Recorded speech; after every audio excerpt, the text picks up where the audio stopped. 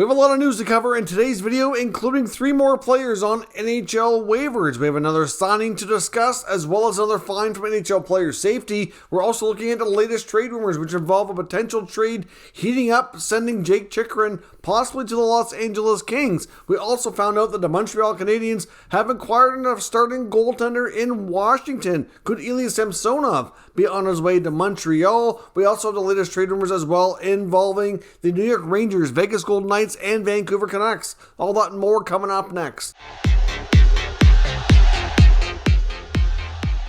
So welcome back to another video here at Top Shelf Hockey. As I mentioned, we have a lot of NHL news and rumors to talk about here today. So let's dive right in and get started here. First up, we do have some sad news from the NHL.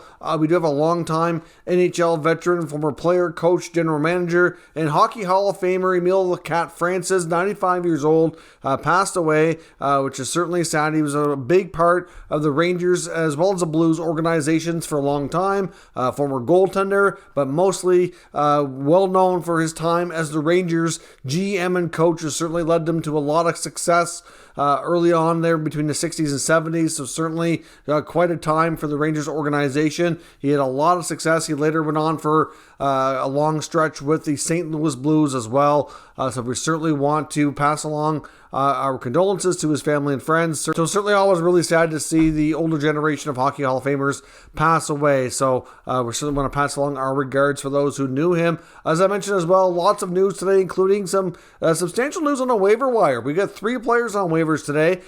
We very well could see some claims here as of tomorrow. We have Carter Hutton, goaltender of the Arizona Coyotes, on waivers, so if a team is looking for a veteran goaltender for the rest of the year, that might be an option to possibly pick up, although he hasn't had a great year. He has struggled.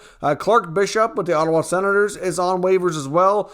Bishop is a guy who's basically a 4th-line center when he's in the NHL, but somebody who's split a lot of time between NHL and AHL over the last 2, 3, 4 years, so we'll see what happens with Bishop. Very well could stay with Ottawa and get assigned to the minors. And newly acquired winger in Toronto, Ryan Dzingel, who was just traded from Arizona yesterday as part of the trade that sent Nick Ritchie to the Coyotes and also brought Ilya Lyubushkin to the Maple Leafs, is on waivers. So that's kind of a little bit surprising to some, I'm sure, saying, why would you trade for him if you're going to put him on waivers? Well, here's the deal. When you're talking trade with other teams, sometimes you need a team to take a contract to make the money work, either real dollars or cap space. There's always different reasons like that behind the scenes that may not always be the most obvious to some fans. And then, of course, in the Leaf side of things, they would take that contract to help out the Coyotes and make the deal work for them. And they say maybe they viewed Dzingel more so as like an insurance piece, somebody who they'd like to have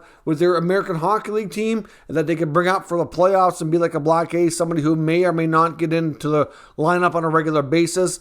Could be an extra guy in case there's injuries, things of that nature. And that's obviously how they look at things with him. They also have a guy like Kyle Clifford, for example, who they acquired earlier in the year, who's in the minors, same sort of thing. And Ritchie was down in the minors too. Dzingel, with his cap hit being $1.1 million, majority of that would be buried in the minors if he passes through waivers, and he would have almost hardly any cap hit at all, which would give them more cap flexibility. So they could keep him down there. He could play with the Marlies. They could bring him up for the playoffs and see what happens. But certainly they don't seem to have plans, at least at the present time, for Dzingel at their NHL level. And if he gets claimed, well, so what? The cap hit's completely gone at that point, and they can continue on as they were. As I mentioned yesterday, I kind of wondered if the Maple Leafs might be done heading into the trade deadline, but now where it looks like Dzingel's not going to likely stay, or at least possibly go to the minors if he clears, I'm not so sure that they are. I wouldn't be shocked to see the Leafs actually make another trade, and it wouldn't be shocking to see maybe a defenseman like a Justin Hall, for example, be a part of that next one. They either add some more other depth on defense, somebody who they have more confidence in, or maybe they add another forward of some sort. It's hard to say what they do. I'm just not completely sure now that Toronto is done, even though, look, after yesterday, I thought maybe They might be, but time will tell how that works out. NHL player safety has fined Oilers player Marcus Niemelainen, who gets a fine of $2,043, which is the max amount. I know that some of these amounts are kind of crazy, but it's the maximum allowed in the CBA for cross-checking, which happened against the Winnipeg Jets' Christian Vesalainen. Now, we also have a signing in Columbus. The Jackets have signed goalie prospect Jet Greaves to his 3-year entry-level contract. He's 20 years old. Obviously, he got this done recently playing junior, signed this year to play in the American Hockey League, so he's already split some time between, I believe, the East Coast and AHL, but he was not on an official NHL contract, which he now is. So, obviously, the Jackets have been pleased with what they've seen so far in the minors from him this year at this point. And he gets his two-way, 3-year entry-level contract. Now, recently fired head coach in Edmonton, Dave Tippett, appears to be retiring. He's had some interviews after leaving the Oilers, and it seems like that's the direction he's heading. Of course, Tippett's in his 60s. He's been in the NHL a long time. Played for a long time. He's coached for a really long time. One of the more successful NHL coaches in the history of the game. I'm sure financially he must be very well situated, so that's not an issue for him. And you know what? You can only take so much grind and so much pressure for being a coach. Eventually, it's time to call her quits, and it looks like that might be the direction that Dave Tippett is heading. Although we've seen other coaches do that and eventually make a comeback. Some guys love the game so much that after a while they realize they just can't completely stay away. So we'll see where that goes, but might be the end of the road for Tippett as an NHL head coach. Now, the Anaheim Ducks have also parted ways with, I guess we can now call former assistant GM Dave Nonis. Of course, Dave Nonis was a former GM in the league and been with the Ducks for the past 6 to 7 years. So certainly looks as though with Pat Verbeek now taking over the GM role with the Anaheim Ducks that I guess he felt Nonis wasn't really a fit for what he wants to do with his management group. Like I said, Nonis was there a long time, as was former GM Bob Murray. So kind of out with the old guard, in with the new guard. And I guess we'll see where that goes. Nonis has a ton of experience, so it's certainly possible that another NHL franchise may employ him in some capacity here down the road. It's difficult to say what the future holds for him. Now, as I mentioned, we have a variety of trade talk and trade rumors to look at here today. First up, let's look at the Vegas Golden Knights and the New York Rangers and a potential deal that we could see there. Now, we know that the Golden Knights are very, very likely to be making a trade for a goaltender before we get to the playoffs. Robin Lehner is not in good health. He's got a shoulder injury, which he's going to try to play through and have dealt with in the offseason, which is going to pose a situation where he's probably going to miss the start of next year.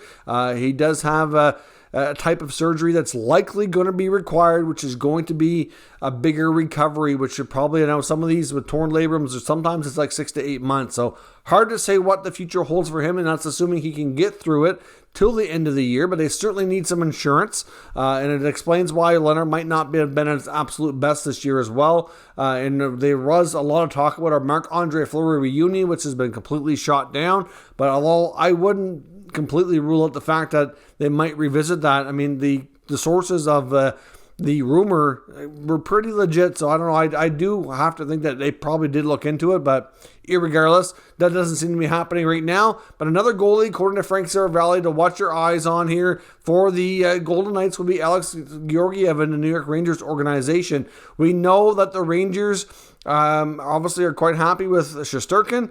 At the same time, they do have Keith Kincaid in the minors. I'm not sure if they would go with him as the backup or they might try to bring in another option. We also know that Georgiev is a player in New York who's asked for a trade before, given the fact that he knows he's not going to be the starter there, and he wants more of an opportunity. It's just that simple. He's been known for quite a while that he'd appreciate a trade to get a fresh start somewhere else. So, of course, in Vegas, he may not be the main guy, but he could possibly run a 1A, 1B, or if Leonard's, having difficulty with his shoulder, he very well could end up being the guy in the playoffs. It's hard to say. So, we've heard before about the potential Riley Smith trade going to the Rangers, be reunited with Gerard Gallant. We know that the Rangers are possibly looking to add a top 6 forward. I wonder if we might see ourselves a trade that involves some sort of capacity with those two players being involved. Not to say that it would be 1-for-1 per se, but some sort of package revolving around them being the main piece going in either direction. Only time will tell, but Vegas is very likely to trade for a goalie. The Rangers are very likely to try to pick up another top forward, so it makes sense that there could be a potential fit there. Now, according to Dave Pagnotta at thefourthperiod.com, the talks are starting to pick up and intensify around Coyotes defenseman Jakob Chychrun again. Of course, things kind of went quiet there for a while after a lot of activity and a lot of chatter around the player a number of weeks back. But at this point, he's reporting that right now it looks like the LA Kings are right at the forefront of the trade talk, and it appeared to be at this point the front runners to land the top pair defenseman. Now, of course, Chychrun still has a decent amount of term left. He's still relatively young, and the commanding price for him is going to be relatively high, likely a solid 3, maybe 4 pieces, depending on the quality of them going back the other way. It's believed the Coyotes are looking for probably at least 3 assets in terms of, either a first-round pick or first-round pick quality. So either, players that were recently drafted in the first round in the past few years or a pick itself. So the Kings are loaded with lots of talent that check those boxes. He's also reporting that the Coyotes have interest in former first-rounder from 2017, Gabe Vilardi, of course, who's a solid center ice prospect, sat out a long time with some really serious back injuries. There was a lot of debate if he would even be able to continue playing, but he seems to have been able to move past the back stuff and has been able to stay healthy and play. But of course, with the depth now in the Kings organization, he's had a difficult time remaining in the NHL, playing consistently. So certainly makes sense that he would be a player they would part with. But as far as what else could be included, well, the Kings still have their first round pick. That's certainly up for grabs. I don't see them having any issue trading it for the right player, especially a piece like Chychrun. You got Vilardi, and look at the other list of prospects you could include. If they want a D prospect, it could be Sean Durzi, it could be Bjornfoot, and Brandt Clark, who's a recently drafted first round pick, right shot defenseman. I mean, any of those guys would be solid picks, I think, to go to the Coyotes. You got Rasmus Kupari, you've got Akil Thomas, you got Fagemo, you got Madden, Turcotte, the list goes on. They are loaded with prospects, and there's only so many of these guys that are going to become regulars with the Kings. There's just a nature of it here, is they're going to have to trade a fair bit of them. Now, I don't think they'll want to consider trading Quinton Byfield, but amongst all the other ones, I think there's, to some degree, possibility of any of them maybe being included. So, therefore, the Kings, I think, really, with any star player out there, would be absolutely well-positioned and loaded to be able to make a run at getting the job done here. So if the talks are heating up and intensifying, as Pagnotta is reporting, I would not be surprised to see this deal get done sooner than later. LA's probably looking to try to jump the gun here like some of the other teams and kind of get on this so that they can have him for longer this season and see if they can have a better shot at making sure they get into playoffs. And for LA, this deal makes sense regardless if playoffs are happening or not, because he's signed for a longer term. It can be a big part of the team's future as they continue to grow and develop and become a more solid contender in the Western Conference. Now, we have word from RDS that the Montreal Canadiens have inquired on the availability of Capitals goaltender Ilya Samsonov. Now, that might come as a bit of a surprise to many, and I kind of was a little bit taken back when I seen that myself. Clearly, they have goaltending issues in Montreal. They've had a lot of a complicated situation this year. They currently have Andrew Hammond, who they just picked up, who had a tremendous performance today, winning his debut against the New York Islanders. Of course, he's not a part of the long-term solution. Hammond will likely finish out the season and then move on. That's what we expect from him. They have Caden Primo, who's expected to be at this point the goalie of the future.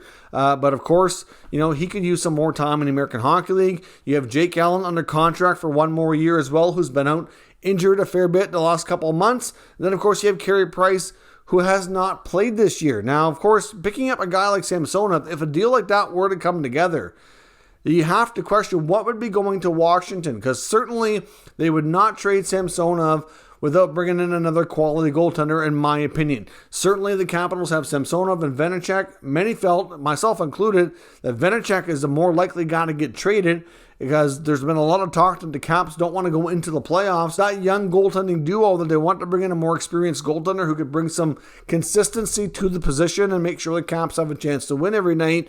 Samsonov's got a lot of potential. He's a real solid young goalie, and even though he's had a little bit of inconsistency and some issues lately, I don't know if I'd be giving up on him here just yet. And it doesn't mean that they're really looking to trade him. It just means Montreal has inquired. Just because they've inquired, it doesn't mean a deal is going to come together. But clearly it makes you wonder what the Habs are thinking for the long-term future of the goaltending position within their organization. You have to think maybe Jake Allen or somebody would go to Washington to help solidify things over there. But would they want to go into the playoffs with Allen and Vanecek instead of Samsonov and Vanecek?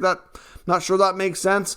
I don't see Carey Price going anywhere right now, but it makes you think that with the new brain trust here, the Habs, are they kind of thinking that Carey Price's time in Montreal is going to be coming to an end soon, and that they want Samsonov as kind of like the replacement? Is Carey Price going to have to retire? Is Carey Price going to get traded this summer? It just really creates a whole new set of questions that we don't know the answers to. So certainly very interesting that they're kind of considering finding a trade for another solid young netminder. So you have to wonder what the future holds between the pipes in Montreal. And Frank Seravalli is also reporting another player in Vancouver that's very likely to get traded. But of course, this is only if the playoffs are not looking good and it looks like they're falling out of the race. And that's Tyler Motte. We've talked a lot about a lot of the other higher level forwards here, like your Brock Besters and your Bo Horvats and your JT Millers.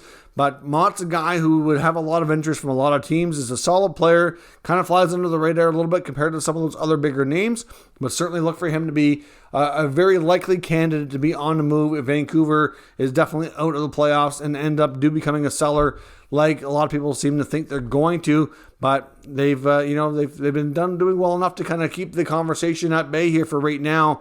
But we still have some time to go before they kind of determine their fate on this season. So let me know what your thoughts are and everything discussed today down in the comments. We'll discuss further. If you're new to this channel, make sure you subscribe and stick around. We'll keep you up to date with all the latest news, rumors, and analysis on all 32 NHL teams. Thank you for watching, and I'll catch you next time.